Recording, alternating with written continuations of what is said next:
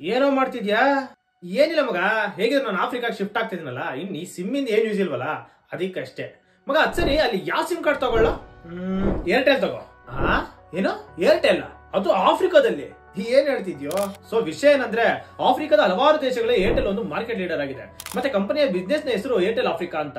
ಇದು London stock exchange ನಲ್ಲಿ list ಆಗಿದ್ದು ಆಫ್ರಿಕಾದ 14 ದೇಶಗಳಲ್ಲಿ ಆಪರೇಟ್ ಮಾಡ್ತದೆ. ಈ ಕಂಪನಿಯ ಆನ್ಯುವಲ್ ಇನ್ಕಮ್ ಬಂದು $5 ಬಿಲಿಯನ್ ಗಳಾಗಿದ್ದು, ಇದು ಭಾರತೀಯ ಏರ್ಟೆಲ್ ನ ಓವರ್ ಆಲ್ ರೆವಿನ್ಯೂ ಅಲ್ಲಿ 30% ಅಷ್ಟು ಕಾಂಟ್ರಿಬ್ಯೂಟ್ ಮಾಡುತ್ತೆ. ಈ ಬಿಸಿನೆಸ್ ಸ್ಟಾರ್ಟ್ ಆಗಿದ್ದು 2010ರಲ್ಲಿ. ಅಷ್ಟೇ ಅಲ್ಲದೆ ಏರ್ಟೆಲ್ ಬಾಂಗ್ಲಾದೇಶ ಹಾಗೂ ಶ್ರೀಲಂಕಾದಲ್ಲಿ ಕೂಡ ಆಪರೇಟ್ ಮಾಡುತ್ತದೆ. ಇಂಟ್ರೆಸ್ಟಿಂಗ್ ವಿಷಯ ಏನಂದ್ರೆ, ಕಳೆದ ವರ್ಷ ಇವರ ಕಸ್ಟಮರ್ ಬೇಸ್ ಇಂಡಿಯಾಗಿಂತ ಆಫ್ರಿಕಾದಲ್ಲೇ ಜಾಸ್ತಿ ಫಾಸ್ಟ್ ಆಗಿ ಗ್ರೋ ಆಗಿರೋದು. ಹಾಗೆ ಇಂಡಿಯಾದ ನಂತರ ಏರ್ಟೆಲ್ ಹೈಯೆಸ್ಟ್ ಕಸ್ಟಮರ್ ಬೇಸ್ ಇರೋದು ಆಫ್ರಿಕಾದಲ್ಲೇ. ಓವರ್ ಆಲ್ 150 ಮಿಲಿಯನ್ ಕಸ್ಟಮರ್ಸ್ ನನ್ನು ಇವರು ಹೊಂದಿದ್ದಾರೆ. ಅಷ್ಟೇ ಅಲ್ಲದೆ ರಿಲಯನ್ಸ್ ಅವರು ಕೂಡ ಆಫ್ರಿಕಾಗೆ ಎಂಟ್ರಿ ಕೊಡ್ತಾ ಇದ್ದಾರೆ. ಆದ್ರೆ ಸದ್ಯಕ್ಕೆ ಅವರು ಬರೀ 5G ನೆಟ್ವರ್ಕ್ ಇನ್ಫ್ರಾಸ್ಟ್ರಕ್ಚರ್ ಸೊಲ್ಯೂಷನ್ ನ ಕೊಡ್ತಾ ಇದ್ದಾರೆ. ರಿಲಯನ್ಸ್ ಅಷ್ಟೇ ಅಲ್ಲ, ಕರೆನ್ಸಿ ಫ್ಲಕ್ಚುಯೇಷನ್ಸ್ ಹಾಗೂ MTN ಅಂತ ಮೇಜರ್ ಪ್ಲೇಯರ್ ಗಳಿಂದ ಏರ್ಟೆಲ್ ಆಫ್ರಿಕಾ ಹೇಗೆ ಚಾಲೆಂಜಸ್ ನ ಫೇಸ್ ಮಾಡುತ್ತೆ ಅಂತ ನಾವು ಕಾದೋಡ್ಬೇಕಾಗಿದೆ. ನಿಮ್ಗೆ ಏನ್ ಅನ್ಸುತ್ತೆ ಅಂತ ನಮಗೆ ಕಮೆಂಟ್ ಅಲ್ಲಿ ತಿಳಿಸಿ. ಹಾಗೆ ನಮ್ಮ ಗ್ರೋ ಕನ್ನಡನ ಫಾಲೋ ಮಾಡಿ.